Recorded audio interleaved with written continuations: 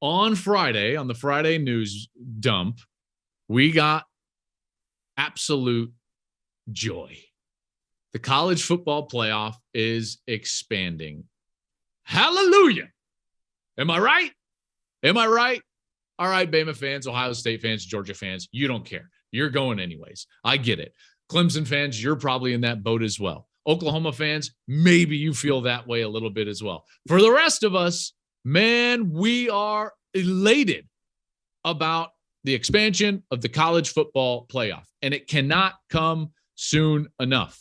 All right, folks, let's just start with this. I love this sport, and I want this sport to be as robust and as good as it possibly can be. And in the current model of the 4-team playoff, that's impossible because the 4-team playoff has been really detrimental to the sport. And it's tough to acknowledge that, but it has. It has.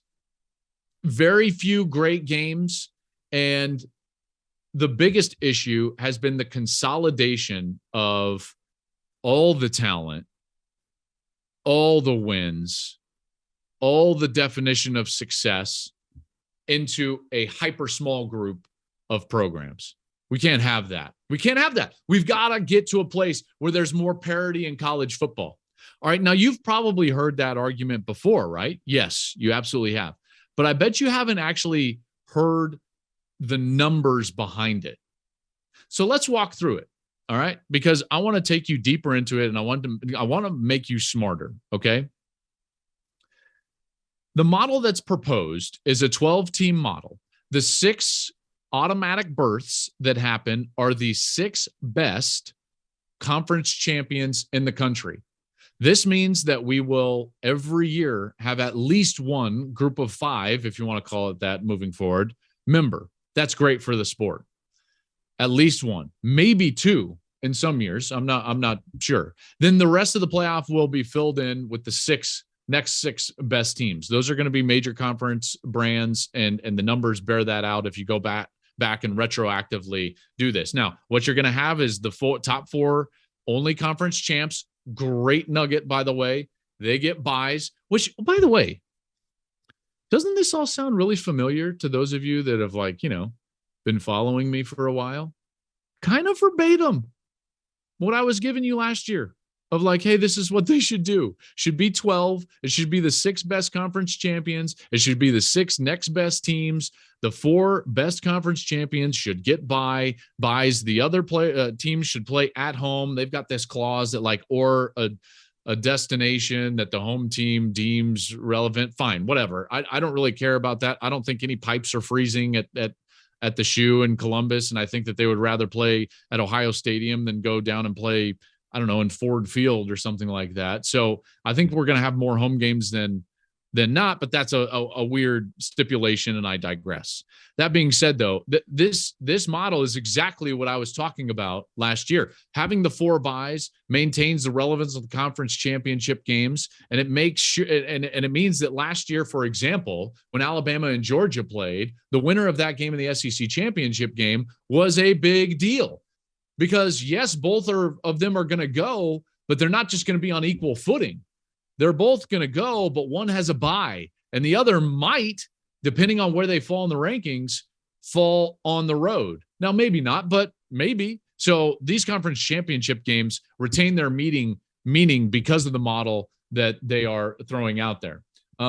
They said that it's going to happen, kind of for sure by 2026, maybe sooner. I would be shocked if it didn't happen sooner. More on that in later episodes, because that's a whole other deal. Let's just get into some of the numbers of why the 4-team playoff has not worked. Okay, we've had 13 different teams make the playoff in the current format since its inception in the last 8 years. That's only 10% of college football. All right, 10% of the sport, 13 teams. If you retroactively go back those last 8 years, back to 2014, 41 teams would have made playoffs. That's a huge deal. That's nearly a third of college football, just under, about 32%. So from 10% to 32%, that's a huge deal. I don't care if they lose in the first round. Folks, you have to understand that the only way to define yourself as successful in the modern college football is to make the college football playoff. And only 10% of the teams in the last 8 years have been able to say that. That's a problem. That's a problem. Now you're moving forward to a place where you would have 41 teams retroactively. These are the 41 teams that would have gone outside of kind of the big boys that we always talk about. You know, if you look at, yes, we see that, you know, Bama is always going to be there, and Oklahoma and all these teams, new teams that would have qualified for the CFP that did not. Okay, these are the teams. Look at these brands, and some of them would shock you, right? You've got what do we got in there? We got a Western Michigan in there, A&M, the Aggies, finally. They get to finally, you know, say that they've been successful. The U is in there. Memphis, Coastal Carolina, the Buffs. Come on, let's go. Buffs, Boise, Auburn, Arizona, Utah, Penn State. By the way, some of these would have been multiple times. Penn State would have been 3 times. Wisconsin would have been 3 times. SC. This would have changed college football dramatically. You look at what would have happened over the course of the last 8 years, and all of these teams would have had an opportunity to go and recruit with this in their back pocket. You can't understate that. And the numbers bear that out. If you go back to 2014, folks, and you look at 5-star recruits by school since 2014, let's go to that list. Here's the list compiled from 24/7 Sports of where the 5-star talent has gravitated to. Alabama, 40 of them. Georgia, 36. Ohio State, 26. Clemson, 22. LSU, 19. By the way, guess who are the only 5 schools that have won national championships over that time? I'll wait for it. Talent matters. Stars matter. Those are your 5 schools. Then you go on in the list, and you're going to see Texas A&M has 19, underachieved probably for that number, but that's okay. USC has 16, severely underachieved for that number. That's okay. Florida State, severely underachieved. Texas, severely underachieved. Penn State, Michigan, both with 8. They're tied at 10.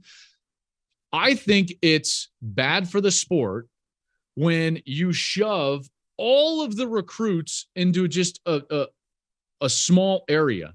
Folks, Bama has double the number of 5-stars that LSU has. That's not good for the sport.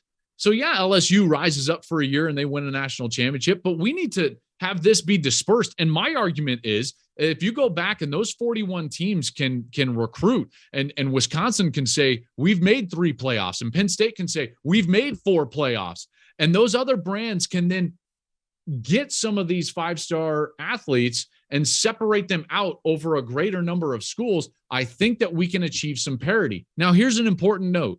Folks, this is not going to happen overnight. All right. So this is going to take some time to unwind. The Bama, Georgia dominance in recruiting, Ohio State dominance in recruiting is going to take some time to unwind. All right. But it will get there if more teams are able to define themselves as top end successful, and a playoff berth will do that. For example, let's just take my alma mater. They would have made a playoff under Mike McIntyre. Do you think Mike McIntyre would have gotten fired a couple of years later if he could have capitalized on a playoff berth with a stellar recruiting class? But as it was, because our model was broken, Colorado won their division, lost to Washington in the Pac-12 championship game, got passed in the rankings subjectively by USC, whom they won the division over. So USC got to go to the Rose Bowl. Colorado had to go to the Alamo Bowl. They ended up getting beat by Oklahoma State, and you don't feel like you can capitalize on what was their best season since 2000, I don't know, 5, 4, right? So again, we have been detrimental to the sport by defining all the success up there at the top end. It then is reciprocated in the number of recruits that go to those schools. We have 10 uncommitted 5-star players at Ohio State. Why? Because those few programs are the only programs that can legitimately say, hey, you can come here and you can win and play for a national championship. So hallelujah, folks. The playoff is changing, and I can't wait, and I know you can't wait either, because over time, I do feel like this is going to help the sport, and it's going to help the sport get to a place where it can be the best it can possibly be.